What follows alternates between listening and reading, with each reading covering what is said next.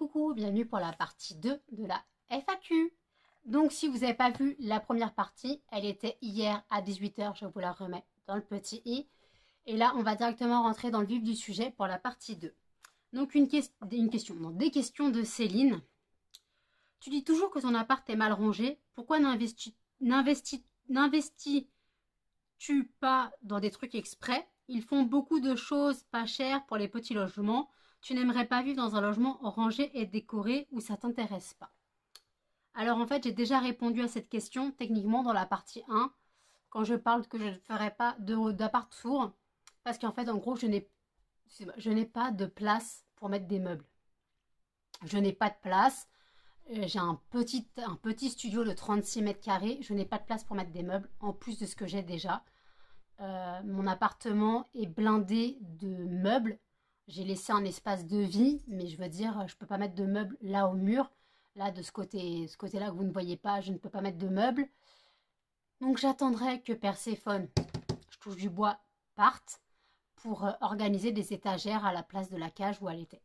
Voilà, tout simplement. Donc en fait, j'aimerais bien... après, c'est pas... quand je dis c'est mal rangé, c'est rangé à ma façon. Mais je veux dire, je suis pas une perfectionniste, je suis pas une... Comment on appelle ça? Je suis pas une maniaque du rangement. Moi, c'est... Tant que ma pièce, elle est propre, je m'en fous s'il y a du bordel, en fait. Là, il y a du bordel à côté de moi. Là, à côté de moi, j'ai un carton avec des fragrances. J'ai pas de place pour les ranger, donc je les ai mis là. J'ai un carton avec tout mon matériel Shein, donc toutes mes boîtes, tous mes sachets. J'ai mon sac de produits terminés. J'ai ma table basse. Voilà, c'est pas que je voudrais pas vivre dans un appartement rangé, parce qu'en soi, si on ne prête pas attention à ce bordel sur le côté, c'est pas mal rangé en fait. C'est juste que je me laisse un peu déborder par les cartons. Voilà. Ensuite, question de Amandine. Ton pseudo, le Indo, c'est parce que tu es fan d'Indochine? Oui. Je m'appelle Indo Nanou, fan d'Indochine depuis 2003. Non, depuis 2002 même.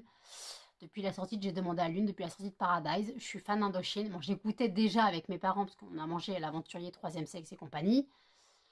Et après, j'ai commencé à écouter l'album Paradise avec la sortie de J'ai demandé à la Lune. Et puis au final, je suis tombée fan. J'ai fait un maximum de concerts d'eux. Voilà pourquoi mon pseudo, c'est Indo Nanou. Oui, tout simplement parce que je suis fan d'Indochine. Audrey me pose la question. Quel était ton domaine d'activité et ton parcours scolaire avant de créer ton entreprise? Elle a mis ton site. Alors, mon parcours scolaire. Techniquement, j'ai un BEP vente. Voilà. Je suis passée en bac pro service accueil. Bac pro qui n'existe plus. Bac pro potiche. En fait, c'était hôtesse d'accueil standardiste. Chose dans un métier qui n'existe quasiment plus. Donc voilà. Donc en gros, j'ai ça. Et après, j'ai fait une reconversion professionnelle comme vendeuse en animalerie. Donc ça, c'est mon parcours scolaire. Parcours d'activité, j'ai travaillé que 3 mois dans toute ma vie. J'ai fait 1 mois en mairie. Après, je suis retombée en dépression. Et après, j'ai fait 2 mois en animalerie. J'ai fait 1 mois au mois de février et 1 mois au mois de décembre 2015. Et en fait, voilà, donc j'ai travaillé 2 mois en animalerie. Donc en gros, je travaillais que 3 mois dans ma vie. Voilà. Voilà. Donc en gros, je n'ai pas spécialement de parcours d'activité. J'ai des diplômes qui me servent à rien, mais ils sont là. Voilà. Qu'est-ce qui t'a amené à être à ton compte, les avantages et les inconvénients? Qu'est-ce qui m'a amené à être à mon compte? Le fait de réaliser mon métier passion. Le fait d'essayer de vivre de ma passion. D'avoir un métier que j'aime, même si le métier de l'animalerie, j'aimais beaucoup. Mais sans permis, c'est très compliqué chez moi. Si t'as pas le permis, t'es foutu. Sachant que moi, les animaleries sont soit sur Paris, soit dans les alentours. Et c'est très compliqué d'y aller en transport en commun. Donc, il faut le permis. Donc, c'est pour ça que, de toute façon, j'ai arrêté parce que j'étais malade et que les contrats ne se sont pas renouvelés, tout simplement. Mais en fait, ouais, donc ce qui m'a amené à être à mon compte, c'est qu'en fait, j'ai réalisé que le monde de la bougie, c'était mon monde, c'était ma passion. Et j'ai dit, mais pourquoi j'essaierais pas de vivre de ma passion? Les avantages, bah, t'es ton propre patron, t'es ton propre patron, tu fais les horaires que tu veux, la preuve, je travaille de nuit. Et les inconvénients, c'est que c'est très très dur de se faire connaître, surtout dans ce métier. Dans ce métier, c'est très dur de se faire connaître parce qu'on est énormément sur le marché. Donc, voilà. Donc les inconvénients, je dirais que c'est ça et les taxes. L'URSSAF, taxe pas mal. Voilà. Et en vocal, elle m'a posé la question de mes films préférés. Mes films préférés sont la saga Harry Potter, la saga Twilight et la saga Terre du Milieu. Parce que quand je dis Terre du Milieu, je mets Le Seigneur des Anneaux et Le Hobbit. Donc c'est pour ça que je dis saga Terre du Milieu, parce que ça regroupe les 6 films, les 8 films Harry Potter, les 3 films Twilight. Ça, c'est mes sagas préférées. Après, en film préféré, bah, j'ai La Boum, 1 et 2, surtout le 2. J'ai aussi Le Chocolat avec Juliette Binoche et Johnny Depp. La plupart des films de Johnny Depp sauf Pirates des Caraïbes, hein, je suis pas très fan. Édouard Romain d'Argent, ça c'est des classiques pour moi. Et après, j'ai aussi d'autres films qui n'ont des films gays, voilà. Des films gays, donc je ne parle pas de films sexuels, hein, je parle de films à amour gay, voilà. Donc ça, voilà. Ça, c'est les questions d'Audrey. Après, The Sabrina. Envisages-tu de déménager de logement dans l'avenir? Non. Non, non, je n'envisage pas de déménager, sauf si je me fais virer. Euh, Dans l'avenir, si je dois déménager, ce sera parce que je serai en couple et que ça avancera avec mon conjoint et que voilà. Sauf que je ne suis pas dans l'immédiat de trouver un conjoint, je ne suis pas dans l'immédiat de trouver une histoire d'amour. Donc voilà, je ne pense pas déménager dans l'immédiat. Ou dans l'avenir, mais dans un avenir très très très très très très lointain. Après, donc là, Audrey, revenons à Audrey. Elle m'a posé des questions en vocal. Donc, est-ce que c'est mon premier roman? Oui, c'est mon premier. C'est mon unique et seul roman. Est-ce que la deuxième question, c'est est-ce que tu comptes en réécrire un autre? Non, non, non. Quand tu mets 10 ans à écrire un roman qui ne fonctionne pas, t'as pas envie d'en réécrire. Et j'ai plus l'inspiration pour en écrire. J'ai plus la force, j'ai plus la volonté pour écrire un autre roman. Comment gères-tu ton agoraphobie? A-t-elle débuté avec un traumatisme? Est-ce que c'est pour cela que tu as choisi l'auto-entreprise? Comment je gère mon agoraphobie? Bah déjà, je me soigne. J'essaye de me soigner, j'essaye d'avancer. Déjà, 2023 j'ai fait 2 grands pas entre l'expo vente de septembre et le marché de Noël de décembre. Donc, j'ai fait des grands pas dans mon agoraphobie. L'expo vente de septembre, j'ai été presque pas mal seule. Le matin, quoi le matin? De 11h à 14h, j'avais une copine qui était là. Après, j'ai été seule. Ma mère est venue me rejoindre vers 16h30. Donc, j'ai été un peu seule pendant ce temps-là. Et après, le marché de Noël, samedi, j'avais Tati Gilberte avec moi. Et le dimanche, j'étais un peu seule. Ma mère venait par bride. Mais sinon, voilà, comment je gère mon agoraphobie? J'essaye de me soigner. Voilà. J'essaye d'avoir des électrochocs. Et malheureusement, des fois, le seul électrochoc que tu peux avoir, c'est te forcer à affronter la réalité. A-t-elle débuté avec un traumatisme? Je dirais qu'elle a débuté avec mon emménagement seul, en fait. Quand j'ai quitté mes parents, c'est là que je me suis renfermée sur moi-même. Et puis, en fait, le fait de faire 108 kilos, je pouvais plus sortir comme je voulais. Aller chez mes parents, comme je disais, c'était faire 3 crises cardiaques, mourir en chemin et arriver chez mes parents avec les jambes qui se coupent et tu tombes. Voilà comment c'était quand je devais aller chez mes parents. Et c'est là que je me suis renfermée sur moi-même. Je voyais plus personne. Donc ça a créé une agoraphobie en fait qui s'est développée doucement jusqu'à ce que je me rende compte en fait que j'étais agoraphobe et que sortir me prenait aux tripes et que c'était très très dur. les sueurs froides, les tremblements de peur. Affronter le monde extérieur me faisait peur. Je ne pouvais plus. Donc maintenant, encore ça va, je suis en stade léger. Je peux sortir mais accompagner. Genre, je peux plus faire mes courses. Parce que, déjà, je suis acheteuse compulsive, donc déjà, ça aide pas. Alors, si je fais mes courses, il faut que je sois focalisée sur ma liste de courses. Il faut que je prenne que ce qui est sur ma liste de courses. Et en général, mon père qui m'emmène me suit. Si c'est ma mère, elle reste dans la voiture, mais mon père me suit en magasin, discrètement. Et là, j'arrive à gérer. Si je suis focalisée, j'arrive à gérer. Mais c'est compliqué, très compliqué. Et est-ce que c'est ça que j'ai choisi pour l'auto-entreprise? Est-ce que c'est cela qui... Bon. Ça m'a... Le fait d'être reconnu MDPH me laisse du temps, largement. Et je voulais mettre ce temps à profit. Et en fait, je me suis lancée dans ma passion. Ma passion, le monde de la bougie. Je me suis lancée dedans. Et je pense que même si j'étais pas malade, j'aurais fini par me lancer. Même si j'étais pas malade. Mais là, c'est juste que j'avais le temps nécessaire pour me lancer dedans et l'envie.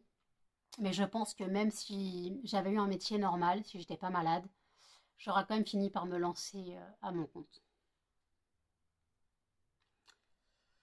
Quel conseil donnerais-tu aux personnes en situation de handicap invisible en général et aux agoraphobes? Les personnes aux handicap invisibles, donc moi j'en ai plusieurs, ils le sont tous d'ailleurs. Ne pas se laisser dévaloriser par les gens, ne pas se laisser intimider, et les gens, on les emmerde. Voilà, tout simplement. On les emmerde. Quand tu te prends des réflexions du style t'es pas malade, tu restes chez toi, tu gagnes 900 balles, tu dis clairement tu veux ma vie? Prends ma vie, prends mes maladies, prends mes traitements, et on verra si t'es content de survivre avec 900 euros. Voilà. On verra si tu y arrives et si tu es content. Voilà. Voilà ce que j'ai à dire. Les gens, on les emmerde. Vivez votre vie comme vous le souhaitez. Et si les gens ne sont pas contents, c'est votre vie. Et celle des autres, on s'en fout. Pour les agoraphobes, moi je suis en stade léger, donc je ne peux pas vraiment donner de conseils, à part se faire soigner. Se faire soigner, ça fait un peu péjoratif, mais voir quelqu'un, un psychologue, un psychiatre, moi je vois les deux. Voilà, donc faut pas avoir peur d'en parler. Quand vous voyez que vous êtes dépassé par la situation, n'ayez pas peur de consulter quelqu'un, même en parler à votre médecin généraliste qui pourra vous rediriger vers des médecins spécialistes. Mais voilà, en tout cas, faut pas lâcher prise, faut pas se dire c'est peine perdue. Voilà ce que je peux dire. Conseil que je n'applique pas pour moi-même, hein, juste au cas où. Que t'apportent tes animaux en général? Mes animaux, c'est ma vie, c'est mes amours, c'est un soutien émotionnel pas possible, c'est un soutien émotionnel, c'est un gouffre financier, hein, d'accord, mais c'est un soutien émotionnel. Voilà, il y a un petit muffin qui s'incruste. C'est un soutien émotionnel. Quand t'es pas là, quand t'es pas bien, ils le sentent et ils sont là. Quand t'es pas bien, ils le sentent, ils sont là, ils seront toujours là pour toi. Et en fait, le plus dur avec un animal, c'est quand son cœur arrête de battre. Voilà ce que j'ai à dire. C'est ça le plus dur avec un animal, c'est quand son cœur arrête de battre. Voilà. Sinon, c'est que du bonheur, que de l'amour. Ouais, mon bébé, tu fais pas l'échouer.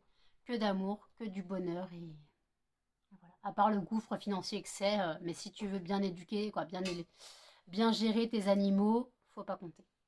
On compte pas l'argent. Quel est ton futur idéal? Mon futur idéal. Ma fille, tu pues de la gueule.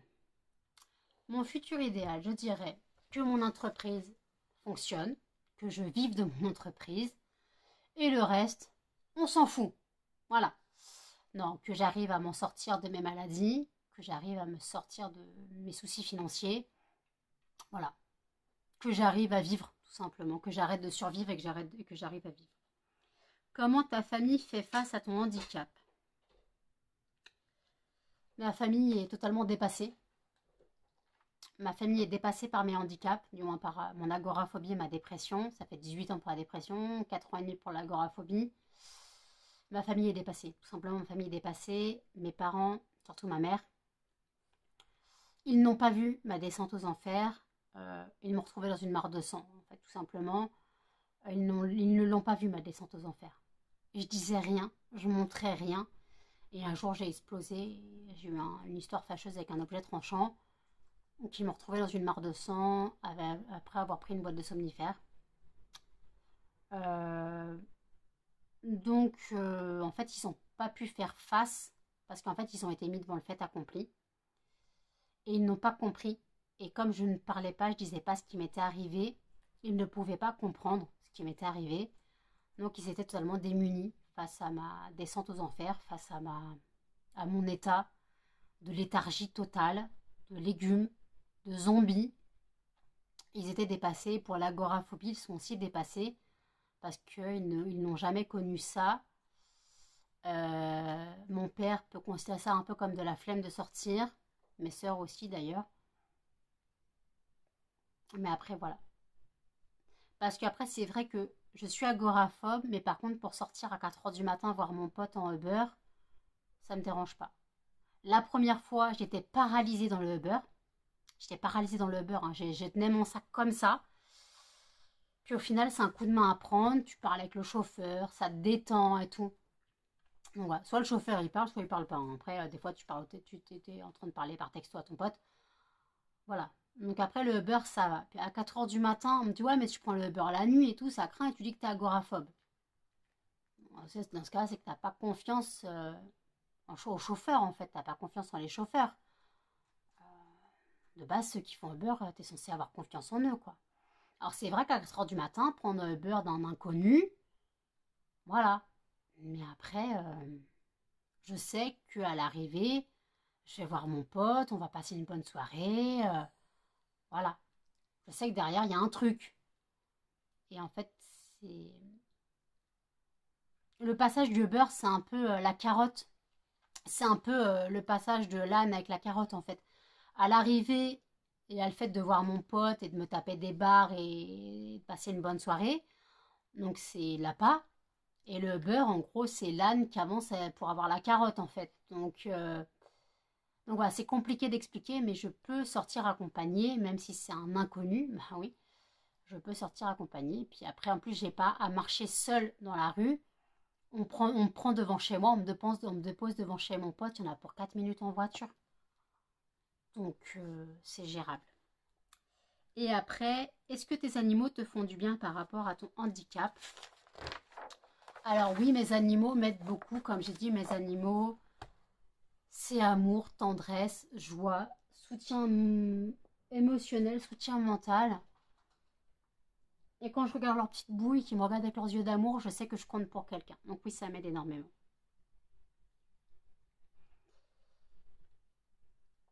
Alors ensuite, j'ai une question de Lydie Assal. Bonjour, quel est ton fondant préféré? C'est compliqué d'avoir un fondant préféré, mais je dirais mon fondant muffin myrtille. C'est mon fondant préféré, j'adore cette odeur. Après, il y a l'odeur, tout ce qui est adoucissant. En gourmand, je dirais muffin myrtille. En odeur de propre, je dirais adoucissant. Et puis après, en odeur d'agrumes, je dirais citron vert. Voilà. Après, pensez-vous faire d'autres marchés que celui de Noël? Sachant que je ne suis pas véhiculée et que le seul marché dans ma ville, quand il a lieu, ce n'est que de l'alimentaire, je ne peux pas faire d'autres marchés. Donc je serai de nouveau sur le marché de Noël l'année prochaine, du moins j'espère. Mais sinon, je ne peux pas faire d'autres marchés, sachant que je ne suis pas véhiculée. Les marchés autour de chez moi sont alimentaires, même celui de ma ville, donc c'est très compliqué. Après, Anne-Sophie revient avec une question. Avec ton activité sur YouTube et tes vlogs journaliers, est-ce que cela te permet d'avoir un petit complément de revenus que tu peux utiliser? Alors, YouTube m'aide à avoir un petit complément, mais je ne l'ai pas tous les mois. Il faut savoir que YouTube nous paye que tous les 70 euros. Donc depuis que je suis monétisée, j'ai eu 2 monétisations, c'est tout. Je n'ai touché que 2 monétisations. J'aurai ma 3e là en janvier, fin janvier, j'aurai ma 3e monétisation, puisque novembre, décembre rapportent énormément. Mais voilà, en moyenne, là j'ai été payée la première fois en juillet, la deuxième fois en novembre, en octobre ou en novembre. J'ai été payée et là j'ai novembre, décembre qui sera payé en janvier. Mais malheureusement, utiliser c'est compliqué parce que comme j'ai des soucis financiers, automatiquement c'est réinvesti dans mon compte en banque en fait. Tu habites quelle région? J'habite la région parisienne, j'habite dans le 91, pas loin de Versailles. Voilà. Le retour de The Sabrina. Qu'aimes-tu regarder à la télé? J'allume pas la télé. La télé, elle est là, elle prend la poussière, elle sert à rien. Je ne l'allume jamais. Et en fait, je préfère ne pas l'allumer parce que pour tomber sur des émissions à la con, excusez-moi, mais entre non pas Secret, entre Starac, tout ce qui est télé-réalité que je ne supporte pas, même, c'était quoi, 4 lunes pour 4 mariages pour une lune de miel, l'amour est dans le pré, tout ça, les télé-réalités, ça me tente pas du tout. Après, il y a les télé-réalités du style La Villa des cœurs brisés, Les Marseillais, j'en passe.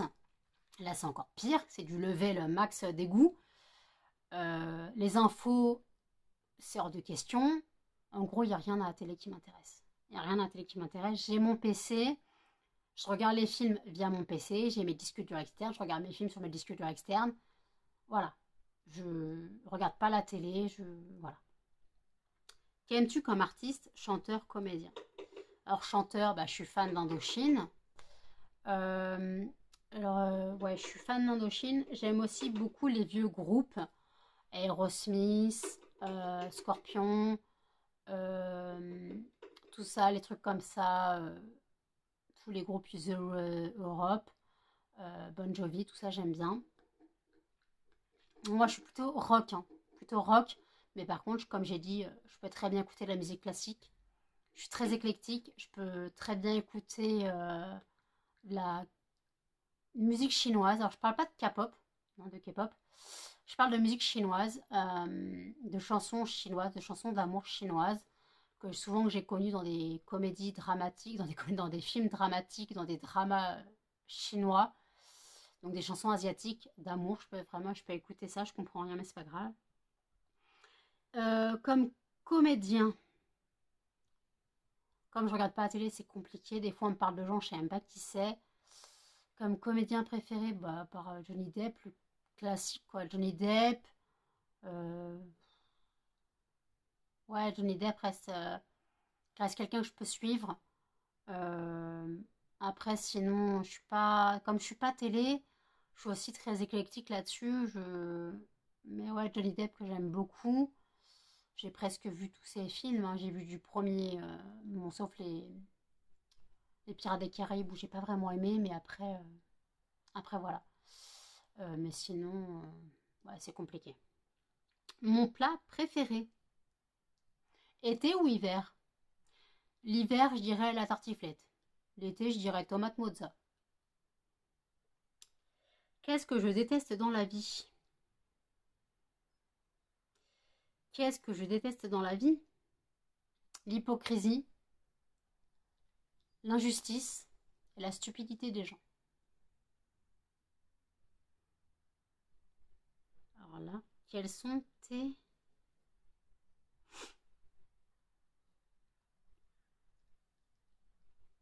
Alors j'ai écrit un truc, mais je sais pas, j'arrive pas à me relire. Quels sont tes...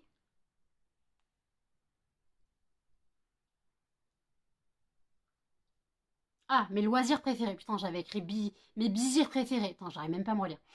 Mes loisirs préférés, la lecture, mon travail, les animaux. Tout simplement. Ensuite, Cat Scrap me parle, me pose. Tu parles d'une descente en enfer de 18 ans. Tu peux nous en dire plus? Comment tu t'en es sorti? T'en es-tu complètement sorti? Quel incident sur ta vie de tous les jours? Pourquoi tu ne fais pas un livre? On va répondre à tout ça. Une descente aux enfers de 18 ans. Je vais vous raconter un peu ma vie. J'avais 16 ans. Je traînais sur les chats à l'époque. Et j'ai rencontré un homme. Quand je dis un homme, il avait 27 ans. On a décidé de se rencontrer. Et en fait, on a eu une relation, parce que je pensais être une relation. Alors en fait, c'était ce qu'on appelle un pervers narcissique. Alors je n'utilise pas ce terme dans l'abus, comme beaucoup maintenant. Le mot pervers narcissique est devenu tellement à la mode, du style le mec, ah, mon mec il est un peu bizarre, ah c'est un PN. Non, non, pervers narcissique total. Le mec m'a manipulé, m'a détruit pour me modeler à sa façon. Je n'avais plus le droit de sortir, je sortais déjà pas beaucoup, mais je n'avais plus le droit de sortir, je devais juste aller au lycée. Je devais pas fréquenter de garçon. C'était, de toute façon, t'es rien sans moi, je suis tout pour toi. Et en fait, je voyais que par lui. Je voyais que par lui, je faisais tout par lui. Et en fait, on avait des rapports intimes, ce que je pensais normaux. Jusqu'au jour, il m'a dit, tu sais, mon pote, il nous accueille, est-ce que tu pourrais? J'ai fait non. Il fait, ouais, mais sans moi, t'es rien et tout, puis si tu le fais pas, je te quitte. Je disais non. Et en fait, un jour, j'en ai eu marre de dire non. Et j'ai été une poupée de chiffon. Donc, ce qui devait s'en suivre s'en est suivi. Voilà. Donc, abus par les deux, tout simplement. Et, et voilà. Voilà l'histoire. Voilà ma descente aux enfers. Pourquoi ça fait 18 ans? Parce que je m'en suis pas remise. Donc, non, je ne m'en suis pas sortie. Je n'arrive pas à m'en sortir parce que ces gens-là ne seront jamais condamnés. J'ai porté plainte 7 ans plus tard. Mais quand tu arrives à la police et que tu portes plainte et qu'on te pose la question de comment tu étais habillée, tu rentres en victime, tu sors en bourreau. Tout simplement, tu n'es pas prise au sérieux.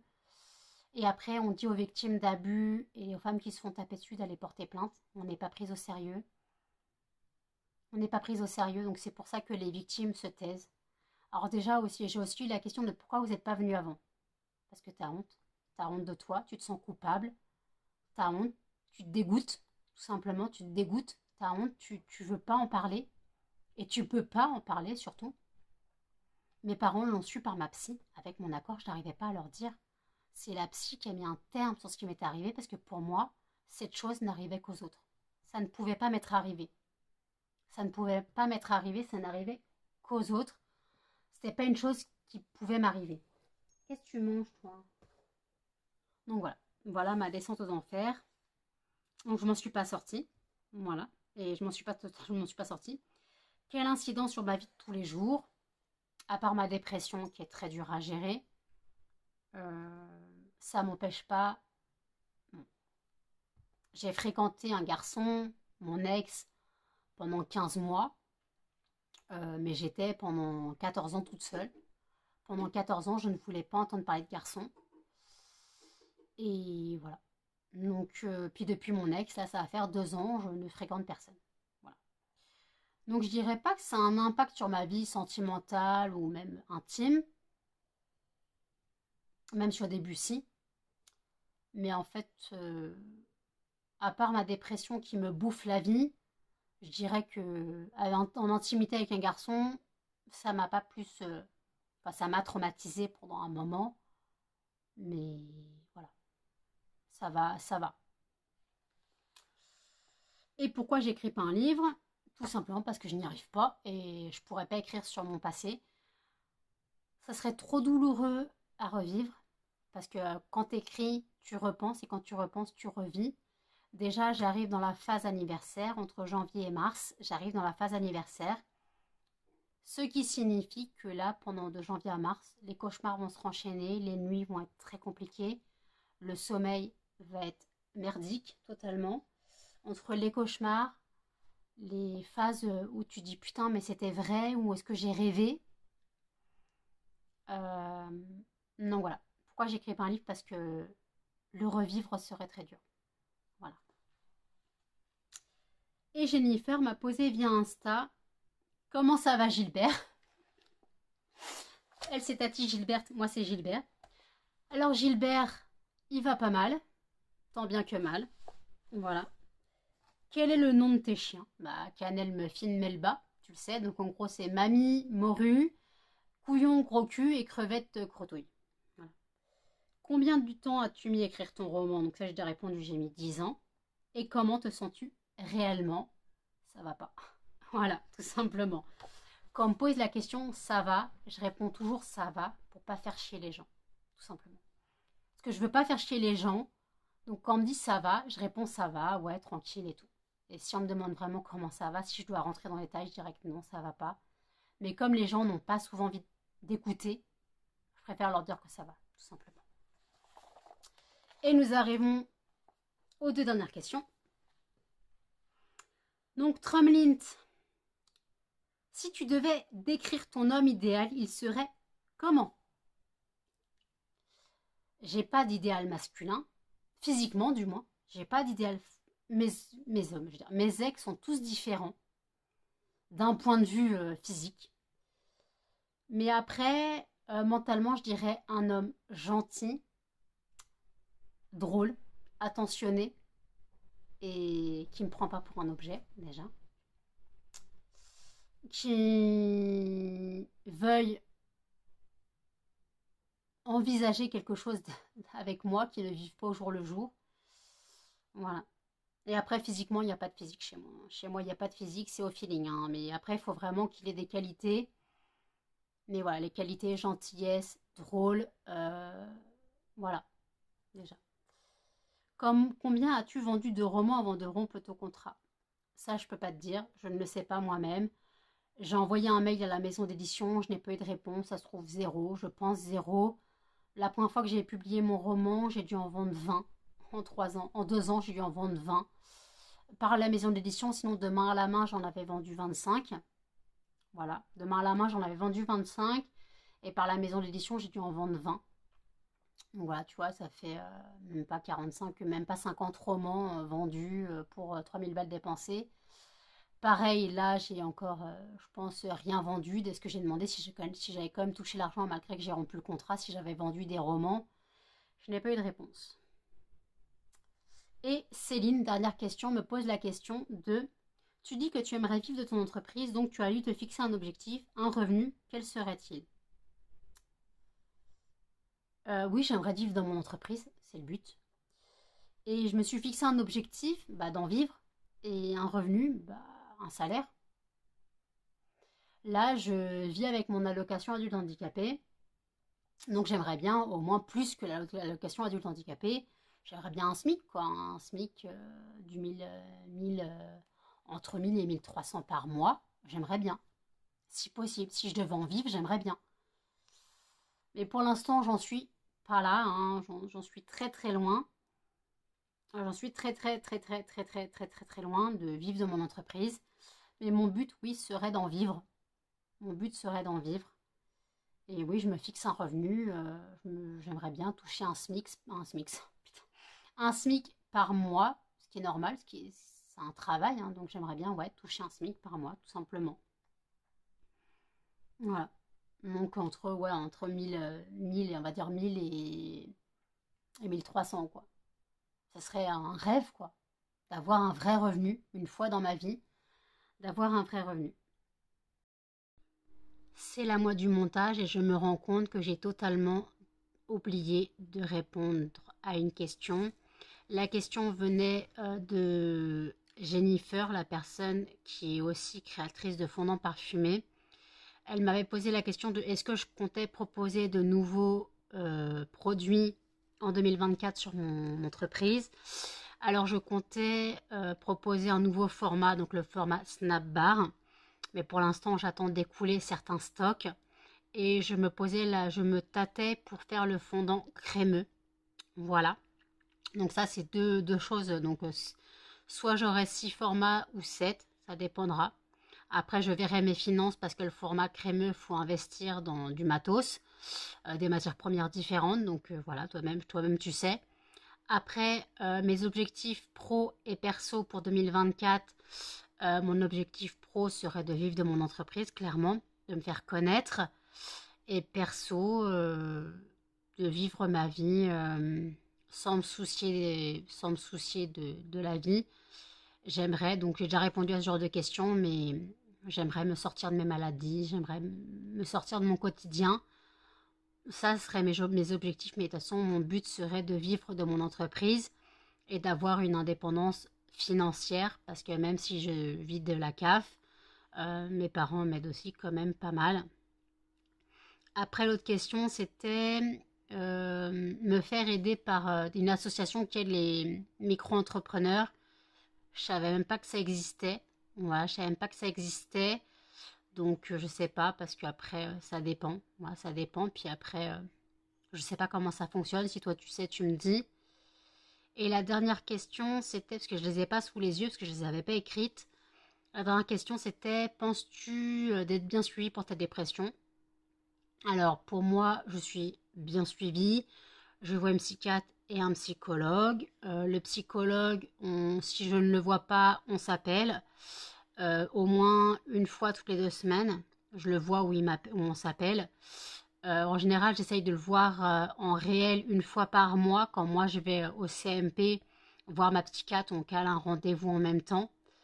Là, je le vois, j'ai un rendez-vous téléphonique avec lui le 17 janvier. Tout simplement parce qu'en fait, il était en vacances, tout simplement. Il n'avait pas de place avant le 17 janvier. Donc, rendez-vous téléphonique. Et moi, il faut que je regarde quand je vois ma psychiatre. Comme ça, pour se recaler un autre rendez-vous en même temps. Avant ou après. Voilà. Donc, je pense que je suis bien suivie. Ce n'est pas mon suivi le problème, c'est moi. Je n'avance pas, je n'évolue pas, mais c'est moi. C'est pas le suivi le problème. Le problème, c'est moi qui fais un blocage. Et le suivi n'a rien à voir. Je fais un blocage, j'ai déjà expliqué la raison de ma dépression. Et en fait, c'est juste parce que je sais que les personnes qui m'ont fait ça ne seront jamais condamnées et que moi, je dois vivre avec ça, avec le fait qu'ils ne seront jamais condamnés. Et moi, je suis brisée, détruite. Mais en fait, eux ne seront jamais condamnés et moi, je dois vivre avec ça, le fait qu'eux vivent leur petite vie tranquille. Ils doivent recommencer leur magouille avec d'autres gamines et que moi, je dois vivre avec ça. Et malheureusement, quand tu n'es pas pris au sérieux par la justice, bah, ça te bloque encore plus. Ça te bloque encore plus et pour évoluer, c'est très compliqué. Voilà. Donc voilà, les questions que j'avais manquées, je m'en suis rendu compte au montage. Voilà. Voilà pour la deuxième partie de la FAQ. J'espère que cela vous a encore plu. N'hésitez pas à commenter, à liker, à partager et surtout à vous abonner, à activer la cloche pour notification. Et je vous dis à bientôt dans une prochaine vidéo. Salut!